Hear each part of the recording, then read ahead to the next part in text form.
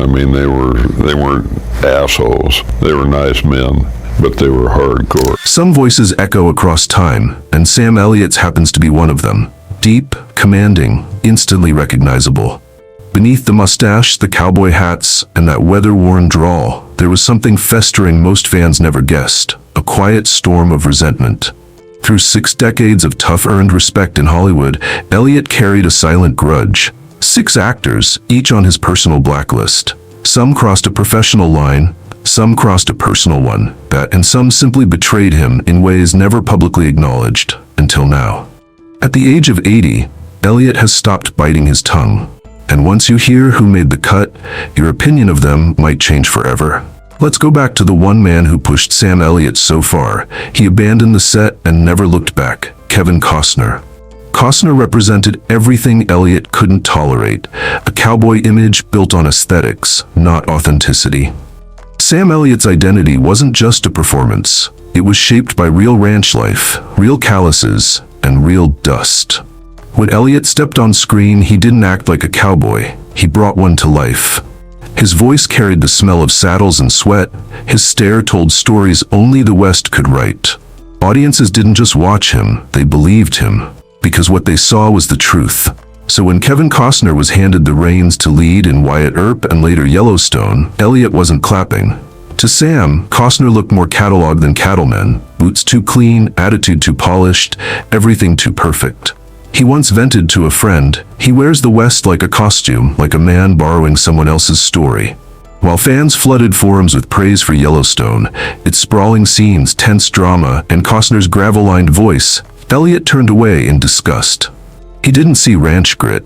He saw glossy frames curated for suburban daydreamers who've never smelled manure at dawn. Sam's West wasn't Instagram ready. It was bone-tired and weather-beaten, and that's what he lived for. There were even whispers that Elliott was offered a cameo in Yellowstone, but he shut it down without blinking. To him, the show was just drama in disguise, high-budget melodrama in a Stetson.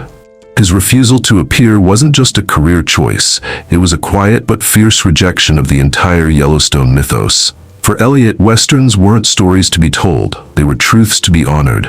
He upheld values like stoicism, struggle, and dignity, not Hollywood's shiny reinterpretation of them. And in Costner, he saw something else.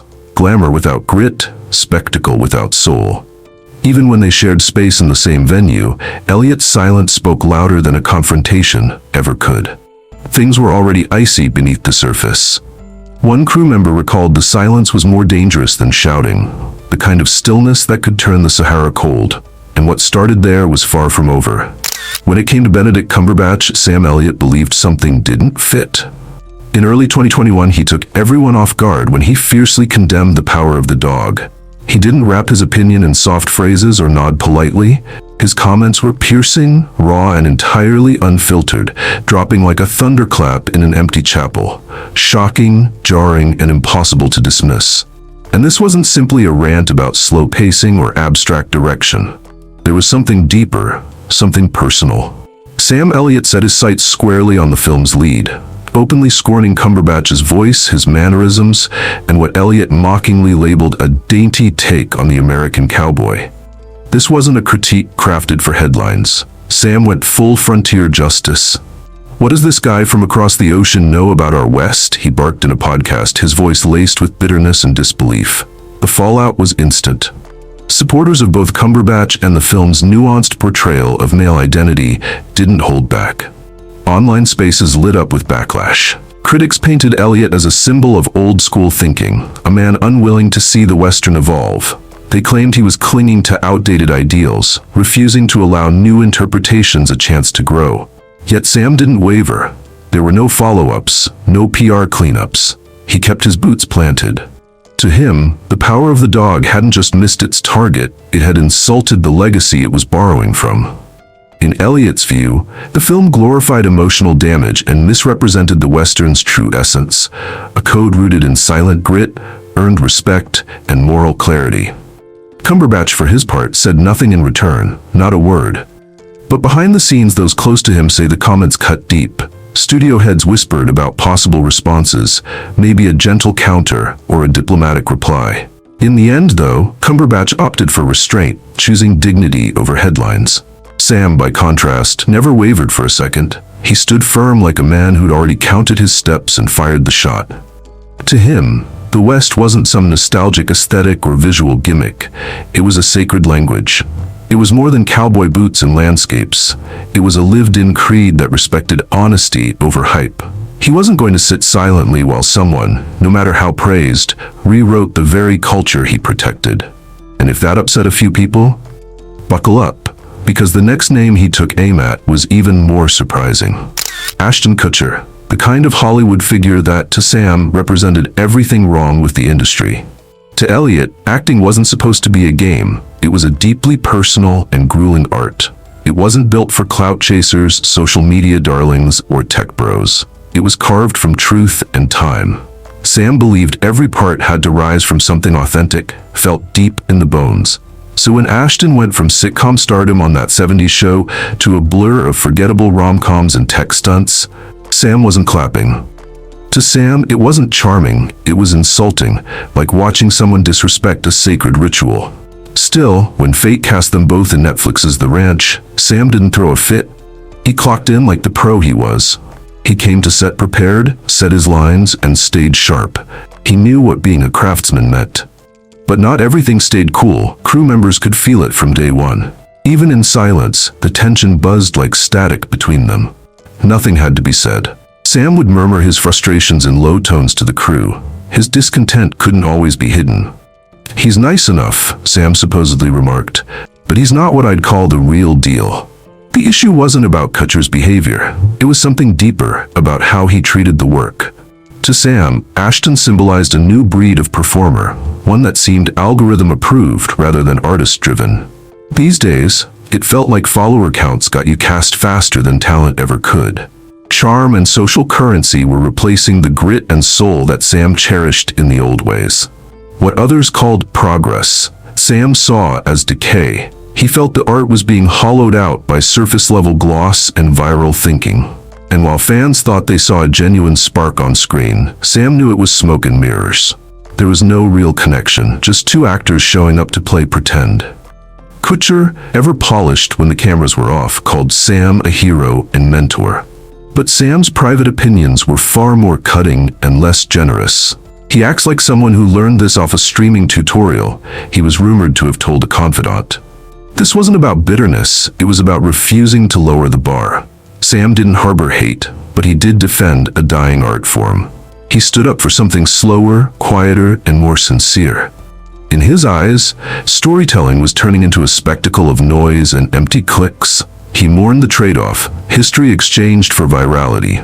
To the viewers, The Ranch felt like camaraderie, but the reality was cold professionalism. There was no brotherhood backstage, only forced coexistence. And then came the actor who truly tested Sam's patience, Nicolas Cage. For Sam Elliott, who worships nuance, Cage's volume and unpredictability were almost too much to bear. Powerful acting doesn't always roar, it simmers beneath the surface. A furrowed brow, a telling pause, a carefully timed word. Those were the tools he valued most. He always argued that the real heartbeat of acting wasn't loud, but tightly controlled. It's the kind of performance that doesn't shout, "Look at me," but instead pulls you in without a sound. So when Nicolas Cage burst onto the big screen with wild-eyed energy and unfiltered theatrics, Sam wasn't impressed. To Sam, Cage wasn't embodying characters, he was putting on a noisy circus. Every frame felt like it had to revolve around Cage, a solo act that drained the room. Even during Ghost Rider, where they shared the screen, Sam kept a professional but distant stance. Cordial? Yes. Civil? Absolutely. But friendly? That's where the warmth ended. Sam, always discreet in public, kept his criticisms vague but unmistakable. He spoke of actors who didn't serve the story, but hijacked it with ego. Some treated every scene like it was their one-man Broadway debut, louder and showier by the minute. Those closest to Sam understood the subtext. They knew he meant Cage. Sam reportedly confided in a friend, describing Cage as all explosion, no ember. Cage's unpredictable style earned him fans, but Sam stayed rooted in subtle, deliberate craft. He valued quiet tension, the kind that asks the audience to come closer instead of pushing them away. To Sam, Cage symbolized everything wrong with the direction acting was headed. A fixation on spectacle over soul, adrenaline over artistry. He saw it not as storytelling, but as performance for performance's sake. While Cage occasionally snagged critical acclaim, Sam remained unconvinced. Awards didn't validate chaos in his eyes, they only spotlighted the decay of nuance. To Sam, acting should invite reflection, not reaction. Trophies couldn't polish what he considered hollow pageantry. He believed that real acting lived in silence, sincerity, and the depth of being. Qualities he felt Cage had long since traded away. But the person who disappointed Sam most wasn't Cage. It was someone far closer. The letdown came from a man he once called a kindred spirit, Jeff Bridges. Once aligned in philosophy and craft, Sam and Jeff were quiet forces of nature. They didn't need flashy scripts or screaming matches to dominate a scene. Both relied on the powerful gravity of their stillness. In The Big Lebowski, their chemistry lit up the screen like twin flames. Off camera, they shared long talks, laughter, and what seemed to be a solid brotherhood. But somewhere in that journey, something quietly cracked. It wasn't loud, but it was lasting. Something unspoken between them changed. After Bridges accepted his Oscar for Crazy Heart, Sam noticed a difference. The grounded humility Jeff once wore like a second skin began to fade. He was now gracing fashion spreads, walking red carpets with bold statements pinned to his chest. He had entered a world of PR polish and curated appearances. To Sam, that evolution felt like a departure from who Jeff used to be. People around him noticed a change. He started pulling away. One close friend of Elliot mentioned, what once felt genuine became more calculated, and for Sam, the rawness Jeff once carried had turned into Hollywood gloss. Their bond had been simple, two actors, one principle.